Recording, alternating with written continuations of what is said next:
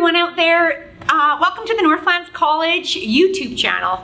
We're really excited to start and kick off how we can make everyone a better student, and just some real cool tips to make sure that while you're here, whether it be in adult basic education, in our post-secondary programs, or university from a first year to a fourth year, that we can give you all the tips to make sure that your time with us is successful.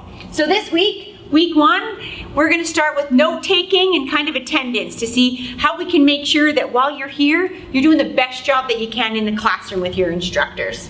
So a good time to start something new. A lot of you out there haven't been in school for some time. So whether you're joining us to come and get your 12, or you've been out of school for a while for a post-sec program, or your first time with university or continuing, it's a good time to always reflect on how you are as a student. And I know adults always want to work hard. So we need to make sure that we take good notes. Now, one of the first things about taking notes is you need to be there to take them. So attendance is something that we harp on all the time. It's honestly for your best interest. And it's for your best interest because your notes, your opportunity to sit down and hear things and see things live is always better than borrowing somebody else's notes, looking at things from another perspective. So make sure you get there. Showing up, I promise you, is half the battle. Any student that I have that comes into my office or that we see within student services and student affairs, one of the main things of why they're having a hard time is they're not making it to class. So really invest in yourself. Put yourself first. Give yourself an opportunity to make sure that you're going through this amazing, hard educational battle for yourself, for the betterment of your family. Make sure you get to class. Just a funny cartoon. You know, the instructor says, this next bit is important, both clinically for your patients and for your overall knowledge. I therefore need all of you to pay close attention. All 7 of you who decided to show up for the lecture today. It's a realistic cartoon, you know, besides the stick man, but to say that a lot of times your instructors give you hints just like that. This will be on the exam. And when you borrow somebody else's notes or you miss the lecture completely, you don't always get that information. So one of the things I find students sometimes forget is that you are responsible for the information that your instructor gives you when you're not there.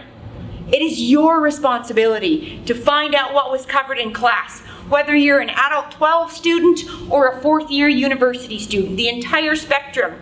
Make sure you take responsibility for your own education, okay?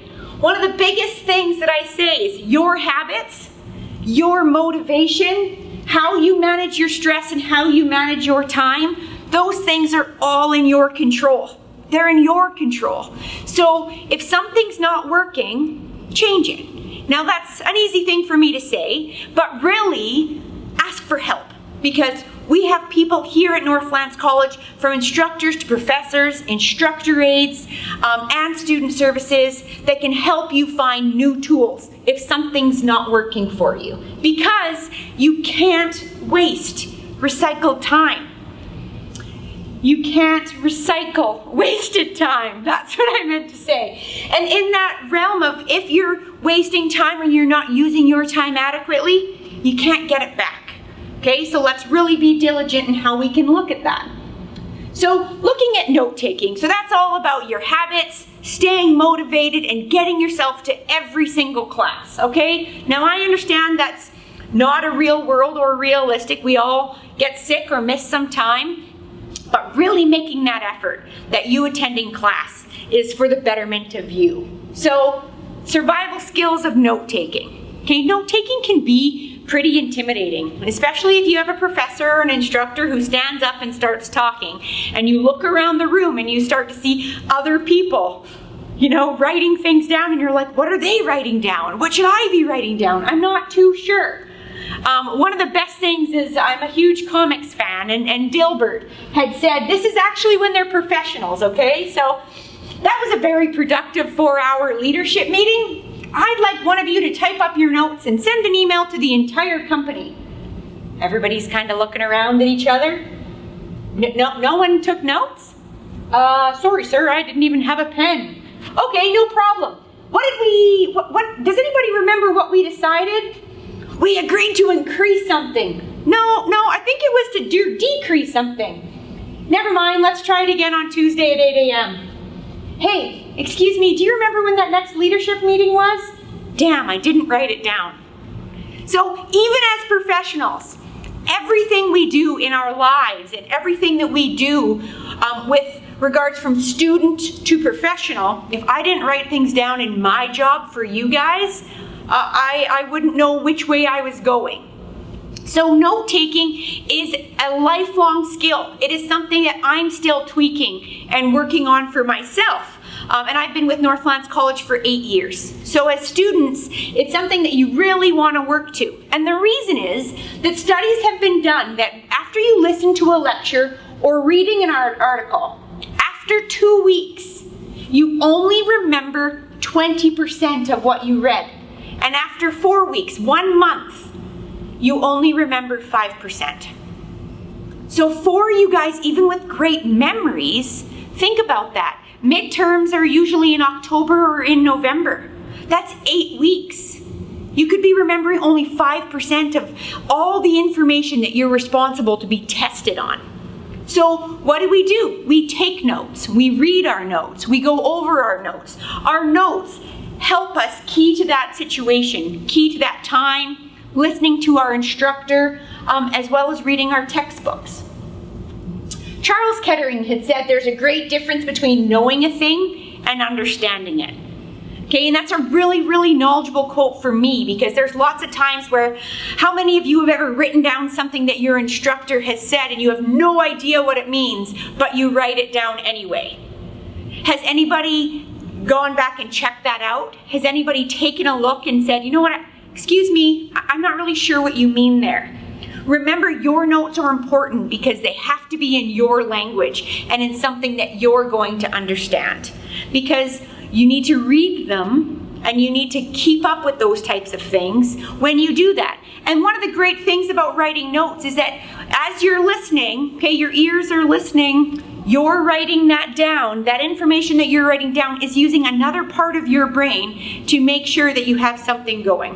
One of the best things to add to that is to then read your notes out loud to yourself, because then you're including not only your ears, your eyes, how you're writing your notes down, but now you're including your mouth, which is another part of your brain that you have where you can remember things in different pieces.